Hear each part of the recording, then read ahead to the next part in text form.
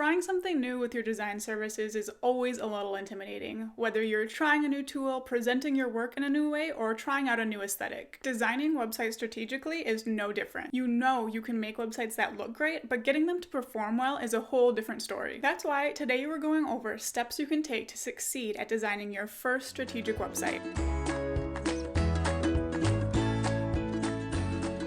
First, get realistic about your expectations and the expectations you should give your clients. If it's your first time really focusing on strategy, don't promise yourself or your clients any specific results. Instead, be satisfied knowing that this website's going to be more effective than the ones you've designed in the past, and allow yourself to learn from the experience. On a similar note, be patient with yourself. If your client wants a website that will increase their email opt-in conversion rates, don't be frustrated if you don't know how to do that right off the top of your head. Instead, do some research, look at websites of people who have done it before, or ask someone who's really good at strategic web design how you can get started. Something you can start doing right now to learn more about what works and what doesn't is experiment on your own website. Once you're ready to dive in, plan out how you're going to do it. There are a lot of steps that go into a strategic website design, so don't expect yourself to just dive in and know exactly what to do. To mention a few steps, first you need to know your client's goals. You can't design a truly effective website without knowing what effective means to your clients, so be sure to get a solid understanding of that before you get started. Then you need to know what their current situation looks like. Doing so will help you understand where improvements need to be made, and it will also help you create an effective case study after the project is complete. Then comes planning the perfect strategy for every single page on the website